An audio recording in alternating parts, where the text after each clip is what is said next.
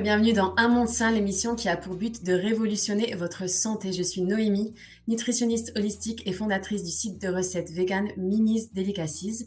J'ai à mes côtés Dr Neil Barnard, fondateur du Physicians Committee, le comité des médecins pour une médecine responsable en français. Anne-Marie, nutritionniste et diététicienne, fondatrice de la clinique Renversante. Ma co-host et coach de santé, Anne, fondatrice du site internet de recettes vegan aussi, Anne, et Veggie Magnifique, pardon, et Adeline DeWitt, notre invitée, gynécologue et obstétricienne. Cette émission est consacrée à la santé des femmes. C'est la première émission d'une belle série. Alors, on va commencer avec le docteur DeWitt, justement, gynécologue et obstétricienne. Et on va parler de comment prévenir le cancer du sein. C'est très important. Et c'est à toi, docteur Adeline. Merci beaucoup, Anne. Donc, nous allons effectivement parler de l'alimentation végétale et dans sa potentielle prévention du cancer du sein. Donc, pour vous redonner quelques chiffres sur la prévalence du cancer du sein, c'est environ une femme pour 1000 par an. L'incidence est en augmentation d'environ 2% en 20 ans et il y a donc plus de 52 000 femmes atteintes par an. Ça compte pour 11 000 décès par an et globalement, les femmes atteintes ont en médiane 61 ans et donc globalement entre 60 et 70 ans. Donc, les facteurs de risque connus, médicalement connus du cancer du sein sont le fait d'avoir les règles tôt et la ménopause tardive, donc une longue période de la vie génitale, de ne pas avoir eu d'enfants, de ne pas avoir allaité ses enfants et d'avoir par contre eu beaucoup de traitements hormonaux, que ce soit des pilules ou des traitements hormonaux substitutifs, donc de la ménopause. Le poids est aussi connu comme étant un facteur de risque, à savoir un faible poids avant la ménopause et par contre une surcharge pondérale après la ménopause. Et donc, les facteurs hormonaux et alimentaires, c'est cela dont on va parler pour essayer de trouver des préventions par rapport au cancer du sein. Ils sont nombreux et ils sont forcément discutés dans la littérature car des études alimentaires sont toujours très difficiles à faire, surtout pour isoler un seul élément, que ce soit un aliment, un nutriment. Donc, les facteurs potentiellement protecteurs seraient les fibres, les vitamines, à savoir la vitamine C et la vitamine D est quand même encore questionnée, les minéraux à type de sélénium, et de calcium est pareil, qui sont encore très discutés, et un potentiel rôle de la bêta-carotène. Dans le cancer du sein, ce qui a été un peu plus étudié, un peu plus prouvé, c'est surtout le rôle des fibres, donc des fruits, des légumes et des légumineuses, et qui aurait donc un effet protecteur par augmentation de l'élimination de l'excès d'œstrogène. Donc parlons des fibres pour commencer. Les fruits et les légumes en priorité diminuent donc l'excès d'œstrogène par l'augmentation de l'excrétion et en diminuant aussi leur absorption. Cet effet est aussi vu sur les bêta-carotènes, donc ce qui est contenu par exemple dans la carotte, qui diminue par 2 le risque selon plusieurs études. L'augmentation du risque du cancer est bien, lui, prouvée pour les produits qui n'ont pas de fibres, donc typiquement les boissons sucrées, les desserts. Quand vous voyez les OR ou RR, odds ratio, c'est vraiment un facteur qui multiplie le risque. Donc là, quand on dit OR égale à 2,5, ça veut dire qu'on multiplie par 2,5 le risque. Et donc, un autre facteur, la vitamine C, diminuerait les risques de cancer du sein. Et donc ça, pareil, vous voyez qu'on est presque à 0,5, donc diminuerait presque par 2 le cancer du sein. Donc, quels fruits et légumes, lesquels ont été étudiés? Comme je vous le dis, c'est très difficile d'étudier chaque élément, mais certains ont essayé ce travail. Donc, certains privilégient les crudités comme facteur protecteur du cancer. Globalement, les études d'alimentation générale montrent un bénéfice à la consommation de fruits et de légumes, et ça, même en grande quantité. Peu importe nos antécédents familiaux ou notre histoire de la maladie, et il y aurait une possible diminution aussi des rechutes et des récidives pour les patientes qui ont déjà un cancer. L'amélioration de la survie pour les patientes qui ont déjà un cancer pourrait être améliorée par une alimentation riche en zinc et en phosphore, typiquement contenu dans le pain complet ou les graines de tournesol. Alors, on entend beaucoup parler du soja, notamment par rapport aux cancers hormonaux, donc les cancers du sein, parce que le soja aurait un lien avec les œstrogènes, ce qui était vrai, mais le soja à lui seul, consommé entiers et ou en produits dérivés, notamment tofu, tempeh, etc., diminuerait la survenue par presque 2 du cancer du sein et diminuerait aussi la mortalité, que ce soit pour les cancers qu'on dit triple négatifs, c'est-à-dire récepteurs hormonaux négatifs, HER2 négatifs, et des récurrences pour les patients de tout type de cancer. Le bénéfice est probable donc pour tous les aliments riches en isoflavones, comme je vous le disais. Et ça, par contre, ça a été prouvé dans une étude à dose asiatique, comme ils disent, donc des études sur des doses beaucoup plus importantes de consommation de soja que l'on a, nous, en Europe ou aux États-Unis. Qu'est-ce qu'il en est de l'alcool ? L'alcool augmenterait le risque du cancer du sein, donc de la survenue d'un cancer du sein, avec un risque entre 1,2 et 1,4. Et ça augmenterait en fonction de la dose d'alcool qui est consommée par jour. Et donc, comme on le voit dans certaines études, plus de 40 grammes par jour ou une augmentation du pourcentage en fonction du dose de grammage d'alcool par jour. Et ça, c'était vu au fur et à mesure du pourcentage de doses ingurgitées par jour, donc ce qu'on appelle un dose-effet. Et d'autant plus chez les femmes ménopausées et les patientes qui ont un cancer récepteurs hormonaux positifs. Donc, qu'est-ce que l'alimentation végétale, le plant-based diet, pourrait nous apporter pour prévenir le cancer du sein? Dans la littérature, on retrouve une diminution de presque 36% de survenue d'un cancer du sein, une diminution des tumeurs que l'on dit agressives, des cancers HER2+, qui sont aussi des tumeurs agressives, et ça, quel que soit le statut ménopausique. Il y aurait une augmentation potentielle de la survie et une diminution des récurrences ou des récidives. Alors, c'est bien de parler d'alimentation, nous on va vous en parler beaucoup, mais en médecine, c'est important de parler de mode de vie et pas seulement de certains aliments et de certains types d'alimentation. Donc, on le sait qu'il faut associer tout ça à un mode de vie qui est surtout basé aussi sur l'activité physique. Et le maître mot, ça n'est pas de transpirer et de se donner à fond, mais c'est d'être récréatif, c'est-à-dire de faire une activité physique qui vous plaise, qui vous fasse du bien et plaisir. Et ça, effectivement, si possible, plusieurs fois par semaine et en groupe. Ça aussi, ça a été montré comme plus efficace qu'une activité physique seule où on se sent un peu contraint. L'absence de tabagisme forcément est bénéfique pour le cancer et d'avoir un indice de masse corporelle et surtout une taille abdominale, tour de hanche normale et aussi fait partie de la prévention du cancer. Qu'avez-vous au menu aujourd'hui ? Merci beaucoup Adeline. Nous continuons avec de très bons conseils puisque Anne-Marie va nous partager le top 10 des aliments qui contribuent à prévenir le cancer du sein. Alors, merci Adeline pour cette belle introduction de l'alimentation et du cancer du sein. Alors, si on regarde l'aspect pratico-pratique, on voit que les végétaux sont très bénéfiques pour la prévention du cancer du sein, mais je voulais pointer 10 végétaux en particulier qui sont vraiment importants à ajouter régulièrement à son menu quotidien ou au moins plusieurs fois par semaine. On a déjà parlé du soya. Le soya, c'est vraiment l'aliment vedette aujourd'hui. On va en parler tout au long de l'épisode. Alors, c'est pour ça que j'ai décidé de l'inclure parmi les 10 aliments favorables à inclure à notre menu de la semaine ou au quotidien. Un autre important, c'est la graine de lin. Parce que la graine de lin, elle aussi, contient des phytoestrogènes qu'on appelle les lignanes. Et lorsqu'on regarde le contenu en lignane des graines de lin, c'est vraiment beaucoup plus élevé que la plupart des autres aliments. Si vous regardez, la graine de sésame en a beaucoup de lignane, le pois chiche, mais c'est vraiment la graine de lin qui est la grande gagnante par rapport au contenu en lignane. En position 3 et 4, on a les raisins et les bleuets, ou on dit les myrtilles aussi en France.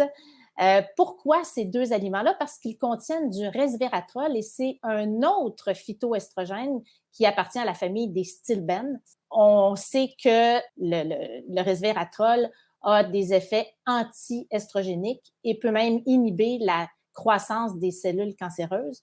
Et en plus, ces deux fruits-là contiennent tellement d'autres substances protectrices, alors c'est une très bonne chose de les inclure régulièrement. En numéro 5, on a le brocoli ou en général la famille des choux. Et qu'est-ce qu'il y a de spécial dans les choux? C'est le sulforaphane. Et le sulforaphane a été beaucoup étudié et on le sait que ça aide à prévenir le cancer du sein, même aussi prévenir les récidives ainsi que les métastases. Pour toutes sortes de raisons, il y a des effets chimiopréventifs, anti-inflammatoires, ça aide à la détoxification. Et dans cette étude-là, ici, on dit que ça devrait être ajouté avec les traitements actuels du cancer du sein. Lorsqu'on regarde le contenu en sulforaphane des choux, on voit que le brocoli en contient, mais regardez les choux de Bruxelles, quand même, hein, c'est très élevé. Et si vous voulez donner une dose importante de sulforaphane à votre alimentation, je vous encourage à incorporer des pousses de brocoli parce qu'ils contiennent de 10 à 100 fois plus que le brocoli lui-même. Alors, très bonne habitude à prendre d'incorporer des pousses de brocoli ou les pousses des autres choux également. En numéro 6, on a les champignons. Alors, les champignons ont des propriétés anti-cancer, mais particulièrement pour le cancer du sein. Et qu'est-ce qu'il y a de spécial avec les champignons? C'est qu'ils ont une activité anti-aromatase. Alors, c'est un peu complexe, toute cette histoire-là, mais c'est juste pour dire que ça aide à réduire la transformation des androgènes en estrogènes. Donc, beaucoup de bénéfices à manger, même juste des champignons blancs, là, tout simplement. Numéro 7, on a les oignons et les pommes. Pourquoi les oignons et les pommes? Parce qu'ils contiennent de la quercétine. Et la quercétine a des propriétés anti-cancer. Et les pommes et les oignons ont aussi d'autres belles propriétés. Donc, c'est deux très bons aliments à ajouter. Le curcuma, bien sûr. Hein, le curcuma est tellement une super épice. C'est une bonne habitude de l'ajouter à notre menu régulier.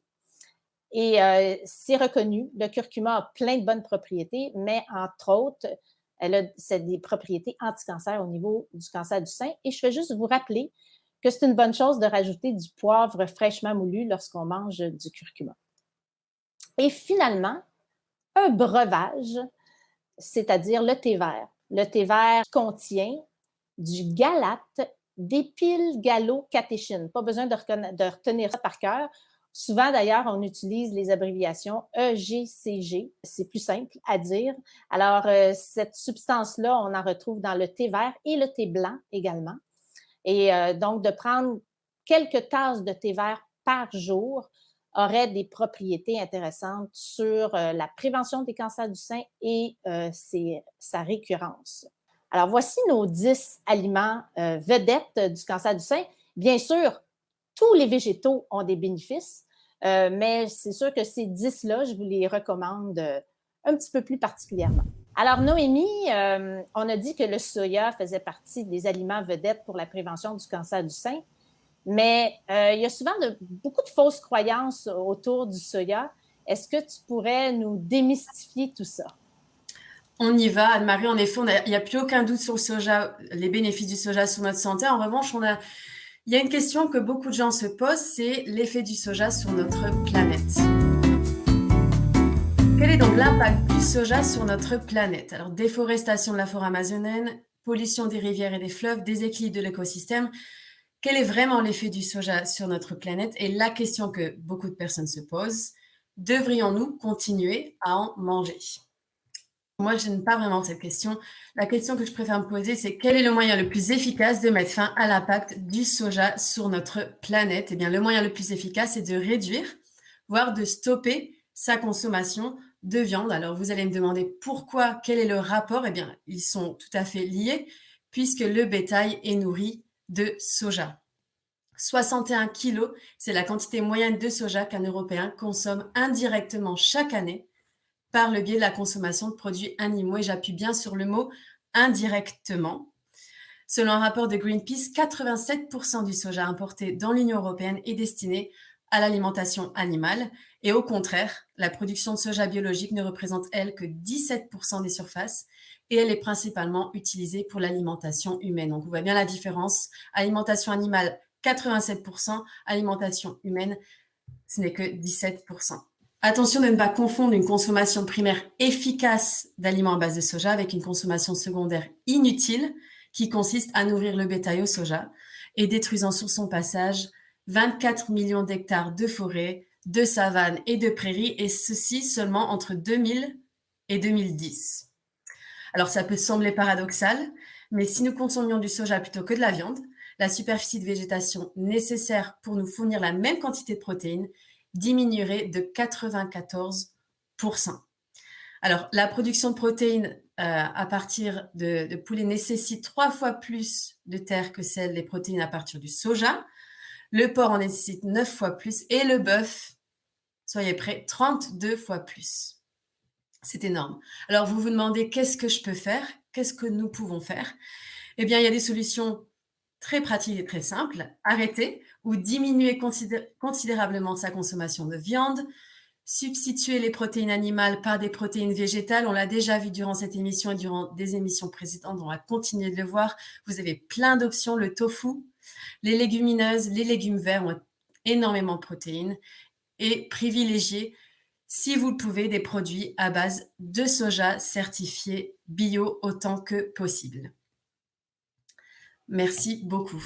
Et maintenant, alors, le côté vraiment pratique, Anne va nous montrer comment cuisiner le tofu pour faire en sorte qu'il ait un goût qui nous plaise. Tant de gens ont peur du tofu. Conquérons cette peur. Bienvenue à Veggie Magnifique, le blog et la chaîne YouTube qui partage un mode de vie sainement vegan. Aujourd'hui, je vais partager 5 façons de cuisiner le tofu pour le rendre archi délicieux. La clé est la suivante. Essentiellement, le tofu, c'est une éponge. Si vous trompez le tofu dans les bonnes choses et les bons saveurs, ça va avoir un bon goût. Considérez-le comme une page blanche qui attend à être trempée dans la délicatesse. Et bonus, il est parfait pour le petit-déj, le déjeuner et le dîner et le dessert. Donc voilà 5 façons de faire de vous et le tofu des amoureux. Pour commencer, parce que pourquoi pas commencer avec le dessert d'abord, les pots de crème au chocolat avec le tofu soyeux. C'est une recette que je fais souvent, c'est très facile. Vous mettez du tofu soyeux ainsi que du cacao en poudre, un peu de vanille, un peu de sirop d'érable et vous mélangez et puis vous le mettez au frigo pendant quelques heures et puis après ça fait des pots de crème délicieux. Si vous aimez vraiment le chocolat, vous pouvez ajouter un peu plus de cacao en poudre pour que ça devienne bien riche. C'est à vous de jouer. Le tofu extra ferme mariné au tamari. Voici une recette que je fais toutes les semaines, peut-être 2-3 fois. C'est de tremper le tofu dans le tamari avec un peu de sriracha pour le mariner. Et puis après, vous le trempez dans les flocons de levure nutritionnelle et pourquoi pas des graines de sésame par exemple. Et puis après, vous les mettez dans la friteuse sans huile ou sinon dans le four. Et ça crée du tofu bien cuit avec une texture sublime. Passons au petit-déj, des œufs brouillés. Moi j'aime bien la recette de Rainbow Plant Life. Et ce qu'elle fait, c'est de presser le tofu pendant 15 minutes. Et puis après, vous mélangez la sauce avec un fouet.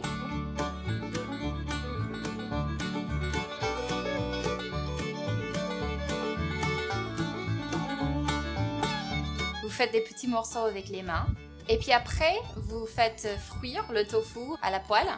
Et puis ajoutez la sauce et puis mélangez. Et mettez du sel et kalanamak si vous avez et vous aimez ce goût un peu fin. Ensuite, le tofu barbecue. Allons-y aux États-Unis, on va faire du tofu. En fait, c'est très simple. Vous avez besoin de la sauce barbecue, ainsi qu'un peu de tamari ou sauce soja, si vous voulez, et une sauce piquante, si vous voulez. Vous faites revenir le tofu, vous ajoutez la sauce, vous faites revenir encore une fois. Et puis vous servez immédiatement sur le riz avec des légumes, des oignons verts. C'est vraiment bon. Des tacos au tofu, si c'est possible. Ces crumbles épicés feront fondre n'importe quel amateur de la cuisine mexicaine. Pour faire la sauce, vous mettez de la sauce soja, de l'ail en poudre, de poudre de chili, par exemple, si vous aimez, cumin, un peu de vinaigre de cidre de pomme, et si vous pouvez trouver, du paprika fumé, mon épice préférée. Vous mettez ces crumbles dans un tortilla et vous dites « Bonjour, bonheur ».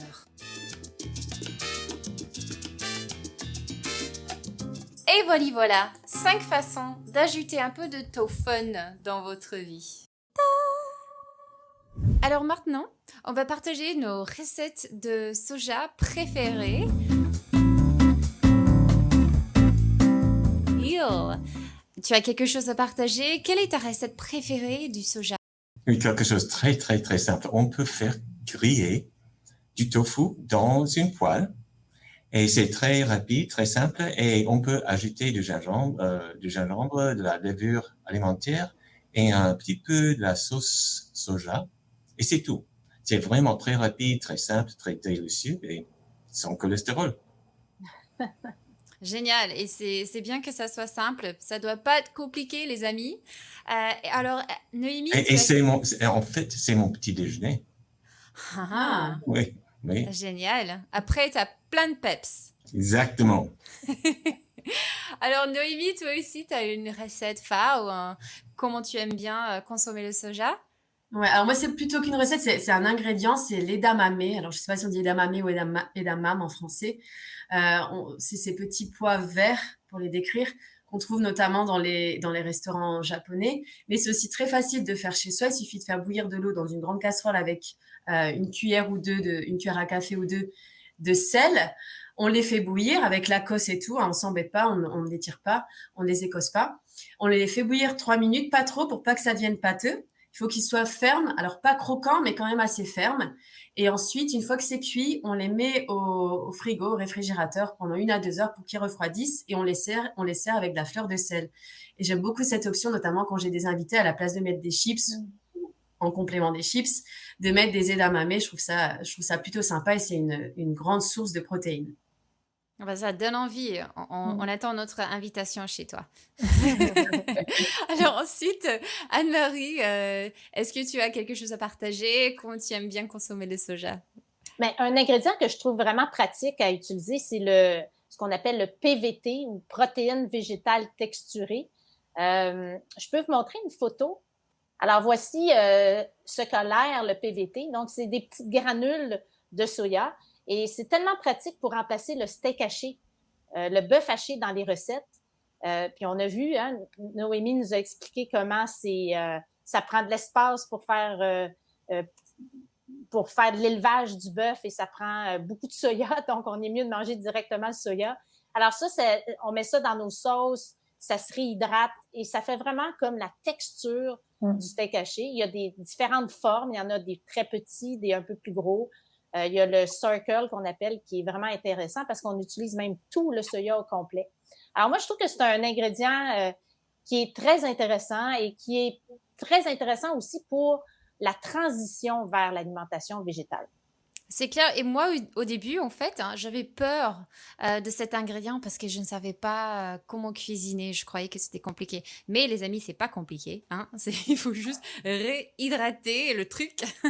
Et si c'est dans une sauce, ça va prendre les saveurs de la sauce. Et sinon, on peut toujours mettre un peu de l'eau de notre bouilloire et puis ajouter quelque part. Donc, n'ayez pas peur de cet ingrédient. C'est vraiment chouette. Et Anne, ce que je trouve intéressant aussi, c'est que ça se conserve extrêmement longtemps. Oui. Donc, si on n'a pas de tofu dans son frigo, ben on a toujours le PVT qui est là dans notre garde-manger. Oui, c'est clair. Et on a toujours envie de quelque chose où il faut juste ajouter de l'eau. Et en fait, c'est ça.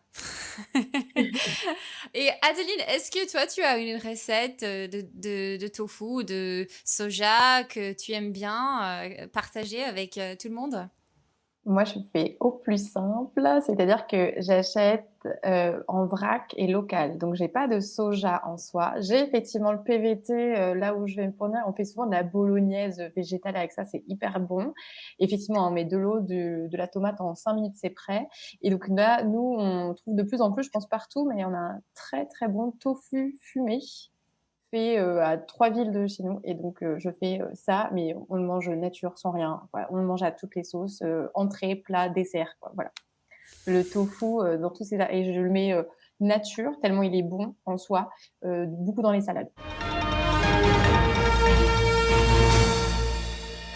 Que la nourriture soit votre médecine, disait Hippocrate. Plus facile à dire qu'à faire, considérant que la plupart des médecins ne sont pas formés en nutrition, ou très peu.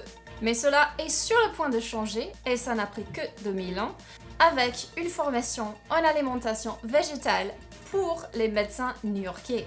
Eric Adams, le maire de New York City, en collaboration avec l'American College of Lifestyle Medicine, va permettre à tous les professionnels de la santé de la ville de recevoir une formation en médecine des habitudes de vie. Cette formation inclut, entre autres, des connaissances en alimentation végétale. Cette nouvelle arrive à point, considérant que les États-Unis font face à un défi immense pour combattre les maladies chroniques. On va passer à une autre recette de soja, mais en fait le tempeh. Et on a notre amie Archana Nagalingam qui va partager comment elle aime bien cuisiner son tempeh. Alors Archana, c'est à toi. Salut! On se retrouve aujourd'hui pour une recette de tempeh. Alors le tempeh c'est un ingrédient hyper intéressant. J'ai ici un tempeh de la marque Kedelai qui est une marque locale, française, qui est fabriquée en Île-de-France avec du soja français. En fait le tempeh c'est très simple, c'est 2 ingrédients, des graines de soja et des ferments qui permettent de créer ceci, ce bloc super intéressant en termes de nutriments puisqu'on a ici un condensé de protéines, de fer, de calcium, de fibres et aussi en saveur parce que en fait c'est un produit qui est hyper sympa à cuisiner, en marinant, etc. Et aujourd'hui on va le tester avec quelque chose de très simple. Allez, c'est parti. On va simplement découper le tempeh. Donc là vous voyez quand on découpe on retrouve les graines de soja ici qui sont bien agglutinées. Et ensuite, hop, je vais redécouper de petites lamelles comme ça.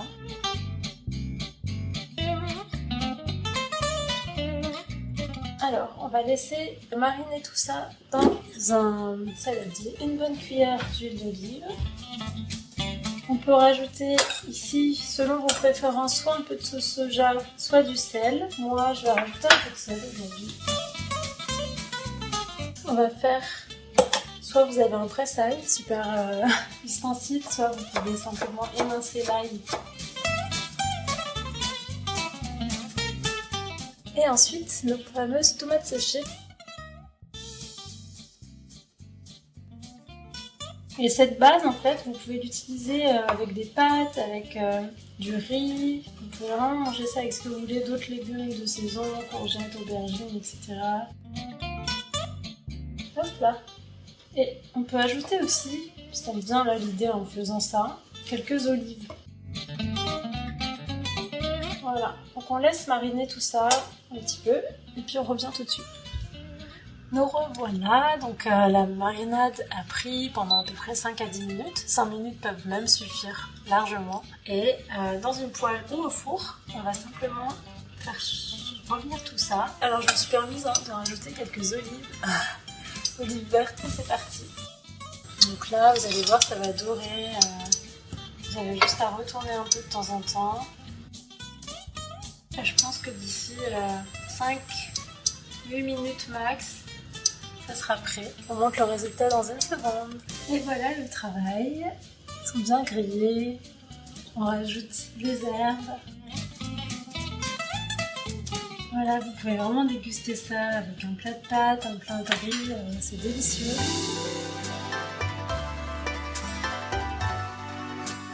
Bon appétit! Après cette super recette d'Archana, on enchaîne avec l'alimentation et la ménopause et notamment comment éviter les symptômes tels que les bouffées de chaleur. C'est à toi, Neil. Merci, Noémie. En parlant des produits à base de soja, il se peut que le soja ait un effet spécial pour les femmes de plus de 50 ans. Il peut réduire les bouffées de chaleur. Et dans les années 80, les chercheurs ont découvert que les symptômes de la ménopause étaient vraiment rares au Japon. Et les études suggèrent que c'était l'effet d'un régime principalement à base de plantes, surtout de riz. Mais tout cela a changé avec l'invasion de McDonald's et d'autres marques de fast-food et la cuisine américaine. Et les symptômes de la ménopause sont devenus plus courants au Japon. Et il s'avère qu'une partie des bénéfices du régime traditionnel japonais peut être attribuée au soja. Et le tofu, le lait de soja et d'autres produits à base de soja contiennent des isoflavones. qui sont comme des médicaments naturels. Et notre équipe a décidé de tester un régime à base de plantes avec du soja pour les symptômes de la ménopause. Et nous avons recruté 84 femmes ménopausées et nous avons assigné chaque participante au hasard, soit à un régime vegan, soit à un groupe témoin. Et le régime avait en fait 3 facettes. Il était végétalien, très faible en matière grasse et aussi comprenait une portion de soja chaque jour. Et les bouffées de chaleur, modérées à sévères, ont diminué de 88%. Et les fèves de soja eux-mêmes sont plus efficaces que le lait de soja ou le tofu parce qu'elles sont plus concentrées en isoflavone et on les fait cuire dans une cocotte minute pendant 40 minutes et ensuite on peut les utiliser comme des pagnons de pain dans une salade ou dans une soupe. Et si l'on veut, après la cuisson, on peut même les rôtir au four et ils sont comme des cacahuètes grillées. Bon appétit. Merci Neil. Alors ensuite, on va parler de comment éviter l'alcool socialement, parce qu'on a vu dans la présentation de Adeline DeWitt que c'est quand même un risque. Donc commençons avec quelques astuces pour faire la fête sans trop d'alcool. Alors Anne-Marie, est-ce que tu aimerais partager une astuce? Moi, mon astuce principale, c'est de prendre de l'eau pétillante. Alors, pour moi, c'est la fête. Un petit peu de jus de citron dedans. Et un autre truc, c'est de prendre un Virgin Mary au lieu d'un Bloody Mary. Donc, c'est un Bloody Mary sans alcool. Et tout le monde pense que j'ai un drink avec alcool et pourtant, il n'y en a pas du tout. Donc, deux bons trucs à utiliser si on veut fuir l'alcool sans que personne s'en rende compte. C'est clair, et les bulles dans de l'eau pétillante, ça donne du peps aussi. Ça a l'air vraiment élégant. Et Neil, est-ce que toi, tu as des astuces pour faire la fête sans alcool? Oui, il y a des bières sans alcool si vous en voulez. Mais en fait, vous aurez l'air très tendance avec Virgin Mojito, c'est-à-dire mojito sans alcool.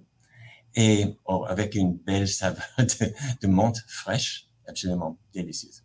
Oui, moi aussi, j'adore. Et en passant, il y a aussi des vins sans alcool. Hein? Il y a des bières sans alcool et maintenant, on a des vins sans alcool. Et même du champagne. Oh! Ouais. Et même des boissons vraiment avec des goûts un peu genre spéciaux qui vraiment, on dirait qu'il y a de l'alcool, mais non. Et c'est clair que... parfois, des gens vont me poser des questions, hein, et il faut être muni des réponses. Et donc, moi, je dirais que, par exemple, vous pouvez dire, eh ben, je fais un mois sans alcool pour voir ce que ça donne. Et les gens vont dire, ah, d'accord, parce que, ils comprennent que vous n'avez pas abandonné pendant toujours, même si c'est le cas. Hein. On peut toujours genre dire oui, bah je fais une expérience, je vois ce que ça donne, ou sinon juste pas aujourd'hui parce que je le sens pas ou quelque chose. C'est assez facile. Il faut juste être muni d'excuses si jamais des gens posent des questions, parce que parfois la pression sociale, c'est ça qui va pousser certains à dire « Oh bon, c'est bon, je vais boire. » Et puis Noémie, toi aussi, t'as un petit astuce. Alors, comme tu l'as dit, hein, la fête est plus folle sans alcool. Moi, personnellement, j'adore le kombucha. C'est super rafraîchissant. Alors, c'est pétillant, hein, comme l'eau pétillante. C'est un peu comme une limonade. Alors, sous ce nom un peu exotique, en fait, c'est constitué d'une association de levures et de bactéries qui vivent ensemble. Alors, j'en conviens, c'est pas très attrayant, mais détrompez-vous parce qu'en réalité, c'est vraiment très bon. Il y en a pour tous les goûts. Il y a vraiment des saveurs vraiment différentes. Alors, moi, mon préféré, c'est celui au gingembre. Mais alors, il y en a au fruit de la passion, il y en a à la framboise, à la pomme. Bref, il y en a aussi sans saveur, neutre, vraiment comme une limonade. Donc, je vous conseille vraiment d'essayer. C'est pas mal du tout. Et puis, bonus, il y a des probiotiques. Voilà, Ce qui est exactement. Très génial. bon pour le microbiote. Et puis, Adeline, est-ce que toi aussi, tu as un astuce à partager? Alors moi, j'ai pas une astuce sur l'alcool, mais une bonne excuse. En France, on fait le SAM. Et en Belgique aussi, je ne sais pas si vous avez ça partout, mais le SAM, c'est celui qui, selon la réglementation en vigueur, conduit mais ne boit pas. Et ben, vous faites SAM à toutes les soirées et il n'y a pas de problème. Et vraiment, c'est très bien accepté. Et du coup, tout le monde vous adore en plus, puisque vous Et les en conduisez. plus, on est adoré parce qu'on ramène tout le monde et on sait que ils comptent sur nous. Super. Wow. Parfait. J'espère que vous avez aimé cet épisode à propos de comment prévenir le cancer du sein, ainsi que nos recettes de soja. J'espère que ça vous a inspiré de ajouter plus de soja dans votre vie. On vous dit à très bientôt et prenez soin de vous. Voici ce qui vous attend la prochaine fois sur Un Monde Sain. Que faire si vous commencez à manger différemment de vos amis, vos proches et votre famille? Améliorer son régime alimentaire est en fait vraiment facile. Pour vous simplifier la vie, voici quelques complications qui ne sont pas indispensables. En étudiant un peu ces 2 études statistiques-là, on se rend compte qu'il y a 5 clés qui permettent de persévérer dans nos bonnes habitudes de vie. Alors, vous êtes tous deux l'exemple parfait que l'adoption d'une alimentation végétale peut être compatible avec une vie sociale, puisque votre cérémonie de mariage était 100% végétale.